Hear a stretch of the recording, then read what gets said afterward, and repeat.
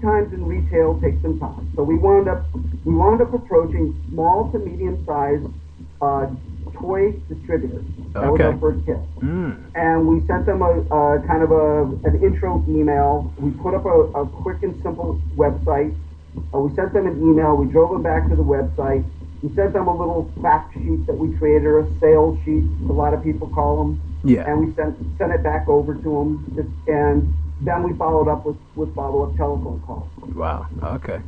Lo and behold, we got our first hit. Within days, one of the distributors came back and said, "It's really clever. I like it. Can you send me a couple samples?" And just to cut in, I mean, the process that you just explained to me right now, taking action, he didn't complicate the whole thing. He just made it very simple, direct to what it is that he wanted, which was sales. And most people that I know who get into this, they would go about, they'll beat around the bush, get leaflets, all this type of stuff. They'll basically take the long road and then say, oh, nobody wants what, I'm offering, so, I'm just going to give up and quit. I mean, you guys made it really simple. You gave yourselves no other reason but to move forward. I mean, that's quite good. Yeah, in fact, on our very first meeting, what we sat down is we set a mantra for ourselves. And we said, impossible goal. And our goal is to put a product out onto retail shelves in 100 days or less. Wow. So, and that we figured that if we made an impossible goal, even if you miss it by 2 weeks, you still got a product out there. Right. You still accomplish something exactly. pretty good, right? So yeah. So we so now the distributor says to us, hey, send us a couple samples. We'd like to test play it. We like your idea. We love the graphics. We think it's neat. Send it up. Uh-oh, we don't have any samples. So we get back with our manufacturers in China, and we say, build us some right away, FedEx them to us. And of course, the FedEx costs you $100 and something for a game that you wholesale for $10. Right. Okay. Doesn't matter. It's cheap in the long run if you're going to wind up getting distribution. Right. So we get the distribution. We get the samples. We send it off. And we get the distributor calling us back saying, love it, it's a lot of fun, let's go ahead and get you set up. So now we have to go back to our partner in China and say, how do we want to pack this thing? Give us the exact height, weights, dimensions, all that kind of stuff, because they require all that for the distributor. Now we go and we figure all that stuff out. We buy a little time with the distributor. Yeah, we're going to get this to you. Give us a little bit of time. We're just working out our final case pack. Yeah. And get it all accomplished, send it off to them. And about 2 weeks later, they sent us an order. In the meantime, we're finishing everything up with our manufacturer. Finally get everything in, clear customs, which was a pretty easy task in the United States for that order, although I've had some nightmare stories I can share with you later if we have time. Yeah. Get the product, turn it around right away, get it out, and in the meantime, with that distributor coinciding with the event of once they had taken it on and given us the green light and given us an order, we then obtained a list of small independent retailers, and we started sending them emails and started doing follow-up calls. Okay. So by the time the distributor got the order in-house, they already had orders from retailers to turn around and ship it out. And that's how we went from 0 products to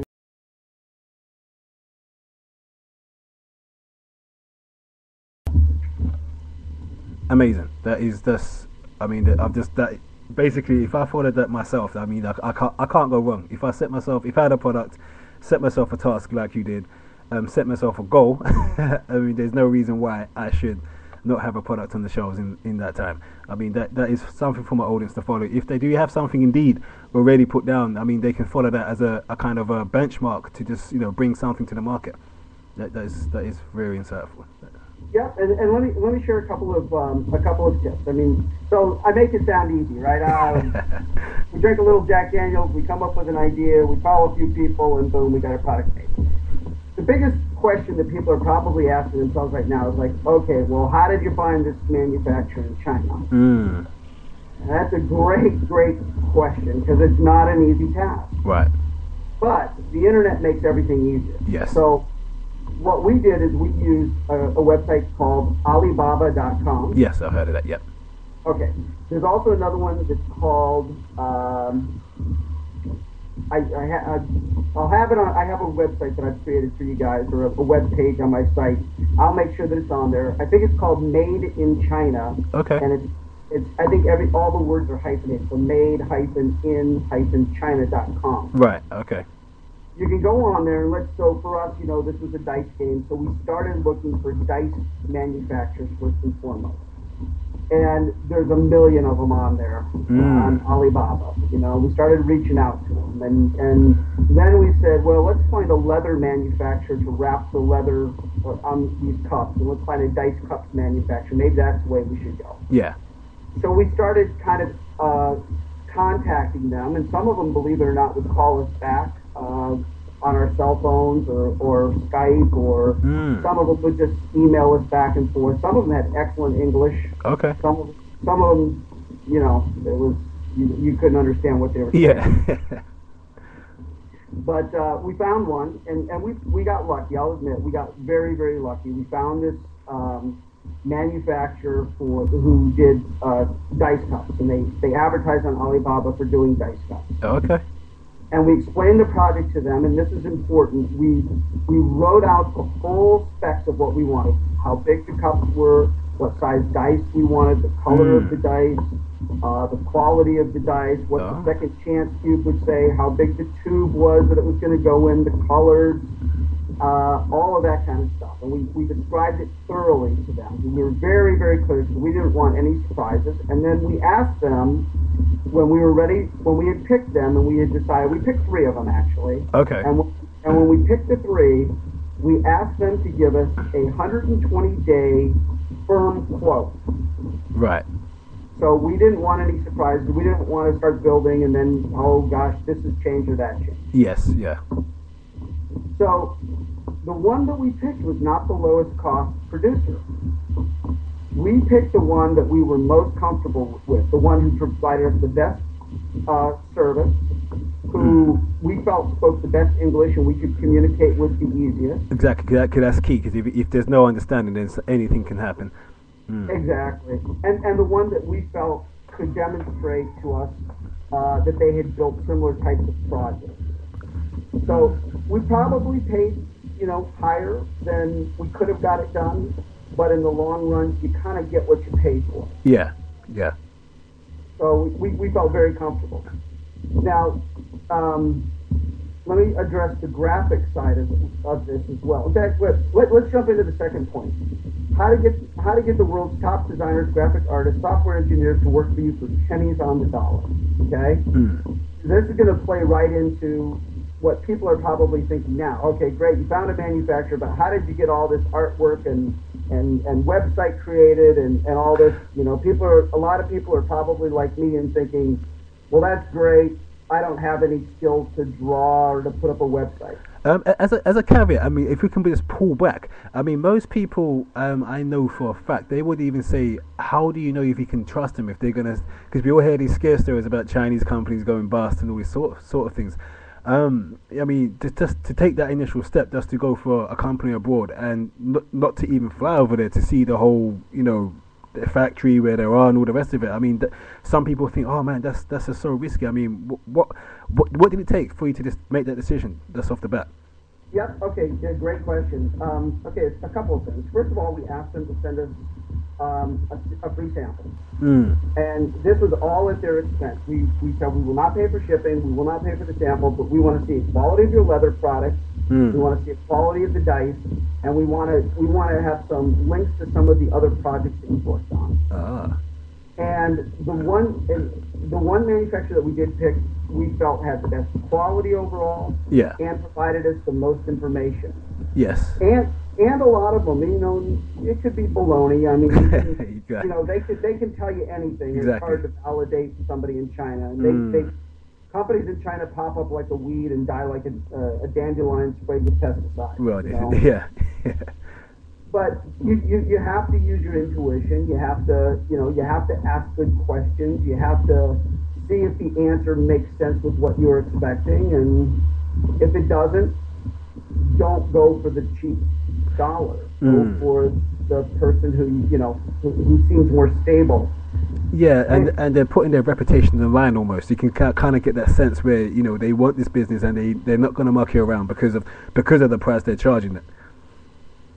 Yeah, exactly. The other thing is that keep in mind that I think a lot of people have this idea that a lot of people in China are there for the quick buck, and they're there to take your money and then you're never going to see anything. Exactly, and then run. Yeah. That has not been our experience. Our experience has been, and we've used 2 different manufacturers now in China, and I'll share with you some of the other people we've used around the world. Sure. In a minute, but never met them. Some of these people we've never talked to, don't know what they look like. Pass them in the airport and in Tijuana, and would never know who they are. Yeah, right. Yeah. But what we found is that these are people. I mean, these are people just like you and me. They've got hopes and dreams, and they want a better way of life, and they're trying to build a business, and they really take it that their reputation is probably the most important thing. We did have the original manufacturer we did start with wound up losing our customer service person, and when that happened, then this manufacturer got real flaky on us. Right. And so our customer service person, she waited till her non-compete clause ended and then reached back out to us and said, hey, I started my own company, and I just want to let you know that if you ever want to quote for me, reach out to me. Okay. And we switched over and worked with her, and we've never looked back. She's great, and we trade Merry Christmas emails, and she's getting married soon, and she's told us all about it, and she's a real person. Exactly. We treat her great. We make sure to send her, Chinese New Year's is happening, and we make sure to send her congratulations and enjoy, and all that kind of stuff to let her know that hey, we're real people too, and we want to have a real relationship. Yeah, with you, so super important. But so let's talk about though how to get the world's top designers, graphic artists, software engineers to work for you for pennies on the dollar. Okay. First one to tell you, I can put up a website, but a WordPress really, really simple, and it looks ugly. Okay? Yeah. I don't know how to program. I barely know how to use email. Right. And my partners know less than me. Okay. So we didn't know how to do this, but when we had the idea for our product, the first thing we did is we said, well, listen, let's get a graphic of the packaging done. And so we went to a site called 99designs.com. Okay. And by the way, all these sites I'm mentioning, I have zero affiliation with them. I make zero money by recommending. I'm just giving you the content and what we did. I'm sure there's other places you could go as well. Sure. So we went out to 99designs.com, and it's a contest site. And so you launch a contest, and you describe your project, and then people begin to bid on it. And the idea is that you might get you might get 99 different designers bidding on your project. Right. So we set a reward for our project for $200. Okay. Yeah. Now, this is for packaging. This is for retail packaging. A full-blown package, graphics, everything. $200. And if we had done that in America, just calling up any or England or Europe or a lot of first world countries, Yeah. I guess I should say, West, yeah. we would